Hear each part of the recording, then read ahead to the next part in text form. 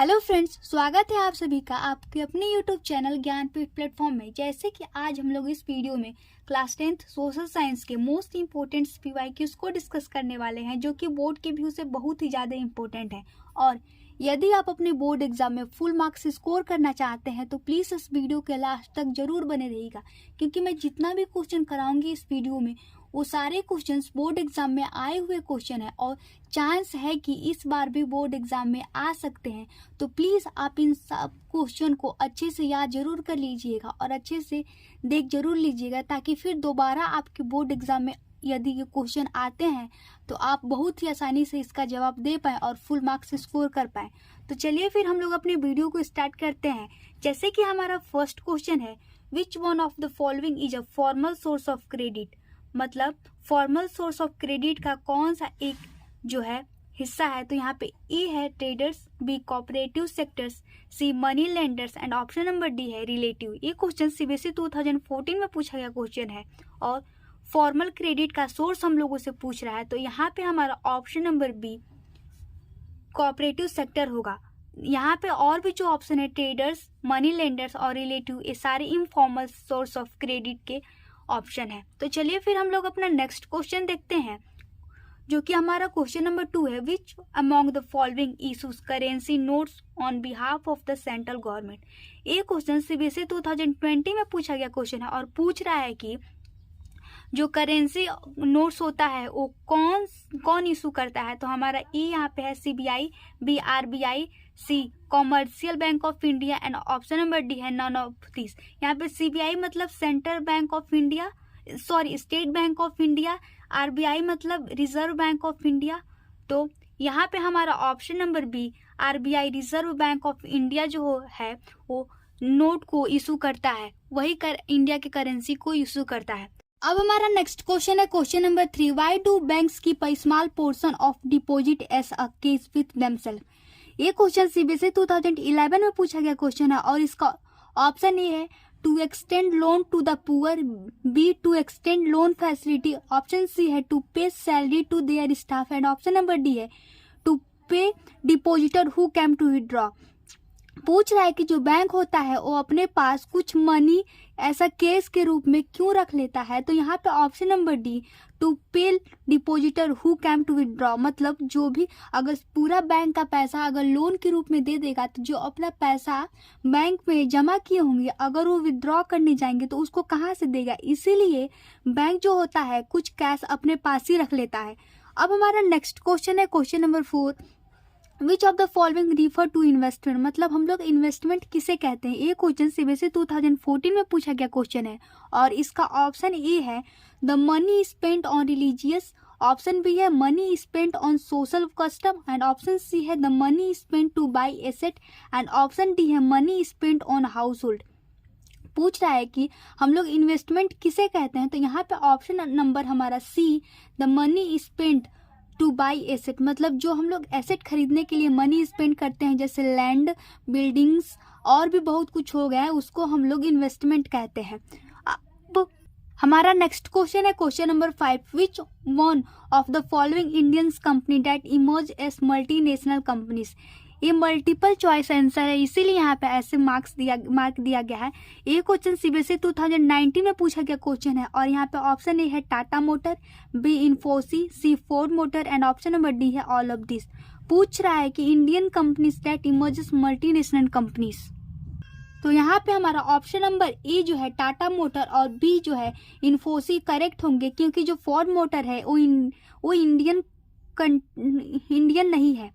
अब हमारा next question है question number 6, which type of soil made up of lava flows. मतलब lava flow से कौन ऐसा जो सोयल है वो बनता है। ये क्वेश्चन सीबीएसई 2014 में पूछा गया क्वेश्चन है और इसका ऑप्शन है black soil, B laterite soil, C alluvial soil and D none of this. तो यहाँ पे ऑप्शन नंबर ए जो है ब्लैक सोयल वो लावा फ्लोस के कारण बनता है। अब हमारा नेक्स्ट क्वेश्चन है question number 7, which soil is perfect for growth of cashew nut. मतलब कैश्यू नट को ग्रो करने के लिए, काजू को ग्रो करने के लिए कौन सा सॉइल परफेक्ट होता है। ये क्वेश्चन सीबीएसई 2014 में पूछा गया क्वेश्चन है और इसका ऑप्शन ए है laterite soil, B black soil, C mountain soil and option number D है एलोवियल सॉइल। तो यहाँ पे हमारा option number A laterite soil बिल्कुल करेक्ट आंसर होगा, क्योंकि कैश्यू नट काजू को ग्रो करने के लिए सबसे परफेक्ट सॉइल होता है। अब हमारा नेक्स्ट क्वेश्चन है question number 8, temperature required for the mine's crop is. ये क्वेश्चन सीबीएसई 2020 में पूछा गया क्वेश्चन है और पूछ रहा है कि माइज क्रॉप को ग्रो करने के लिए कौन सा टेम्परेचर रिक्वायर्ड होता है। तो यहाँ पे ऑप्शन ए है 21 degree Celsius to 27 degree Celsius, B 11 degree Celsius to 16 degree Celsius and option number C है 28 degree Celsius to 35 degree Celsius and option number D है नॉन ऑफ दिस। तो यहाँ पे हमारा ऑप्शन नंबर ए बिल्कुल correct answer होगा 21 degree Celsius to 27 degree Celsius. अब हमारा नेक्स्ट क्वेश्चन है question number 9, which of the following state Narora nuclear power plant located. मतलब नरोरा न्यूक्लियर पावर प्लांट कौन से स्टेट में लोकेट है। तो ये क्वेश्चन हमारा सीबीएसई 2019 में पूछा गया क्वेश्चन है और इसका ऑप्शन ए है Karnataka, B Kerala, C Tamil Nadu and option number D है उत्तर प्रदेश। तो इसका जो करेक्ट आंसर हमारा यहाँ पे option number D Uttar Pradesh बिल्कुल करेक्ट होगा, क्योंकि Narora nuclear power plant Uttar Pradesh में लोकेटेड है। अब हमारा नेक्स्ट क्वेश्चन है question number 10, place where Mahatma Gandhi organise satyagraha for first time. मतलब सत्याग्रह मूवमेंट गांधी जी सबसे पहले कहाँ ऑर्गेनाइज किए थे। तो ये क्वेश्चन हमारा सीबीएसई 2014 में पूछा गया क्वेश्चन है और यहाँ पे ऑप्शन ए है दांडी, बी अहमदाबाद, सी खेदा और ऑप्शन नंबर डी है चंपारण। तो यहाँ पे हमारा ऑप्शन नंबर डी चंपारण बिल्कुल करेक्ट आंसर होगा। अब हमारा नेक्स्ट क्वेश्चन है question number 11, what type of conservative regimes were set up in 1815 in Europe. ये क्वेश्चन सीबीएसई 2014 में पूछा गया क्वेश्चन है और 1815 में कौन सा कंजर्वेटिव रेजिम्स सेटअप हुआ। तो नेपोलियन को हराकर जब 1815 में फिर से जब राजा बैठे तो यहाँ पे ऑटोक्रेटिक, ऑप्शन नंबर सी बिल्कुल करेक्ट आंसर होगा। यहाँ पे A democratic, B dictatorial and option number D aristocratic बिल्कुल गलत है। यहाँ पे ऑप्शन नंबर सी करेक्ट होगा। अब हमारा नेक्स्ट क्वेश्चन है question number 12, which of the following revolution is called as the first expression of nationalism. ये क्वेश्चन सीबीएसई 2020 में पूछा गया क्वेश्चन है और यहाँ पे ऑप्शन ए है French revolution, B Russian revolution, C glorious revolution and option number D है नन ऑफ दिस। तो फर्स्ट एक्सप्रेशन ऑफ नेशनलिज्म के लिए हमारा यहाँ पे option number A French revolution start हुआ था।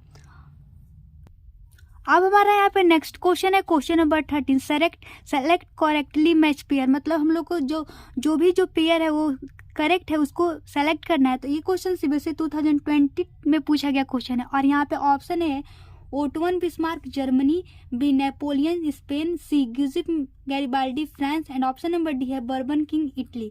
तो यहाँ पे हमारा ऑप्शन नंबर है ओटोवन बिस्मार्क जर्मनी बिल्कुल करेक्ट होगा, क्योंकि जो ओटोवन बिस्मार्क थे वो जर्मनी की यूनिफिकेशन के लिए हम लोग हेल्प किए थे। तो हमारा यहाँ पे ऑप्शन नंबर ए करेक्ट होगा। अब हमारा नेक्स्ट क्वेश्चन है question number 14, who said when France sneeze the rest of Europe catches cold. ये क्वेश्चन सीबीएसई 2020 और 16 में पूछा गया क्वेश्चन है और यहाँ पे ऑप्शन ए है Giuseppe Mazzini, B Metternich and option number C है Otto von Bismarck and D none of this. तो यहाँ पे हमारा ऑप्शन नंबर बी मेटरनिक सही होगा, क्योंकि वही कहे थे कि मैंने France sneeze the rest of Europe catches cold. अब यहाँ पे नेक्स्ट और लास्ट क्वेश्चन है question number 15, select which was ruled by any Italian princely house before unification of Italy. ये क्वेश्चन सीबीएसई 2010 में पूछा गया क्वेश्चन है और इसका ऑप्शन है kingdom of two Sicilies, B Lombardy, C Venetia and option number D है Sardinia Piedmont. तो यहाँ पे हमारा option number D Sardinia Piedmont बिल्कुल करेक्ट आंसर होगा। अब हम लोग अपने वीडियो को समाप्त करते हैं और यदि आप लोग की यह वीडियो अच्छा लगा हो तो प्लीज़ इस वीडियो को लाइक करिएगा और हमारे चैनल को सब्सक्राइब जरूर करिएगा। Thank you.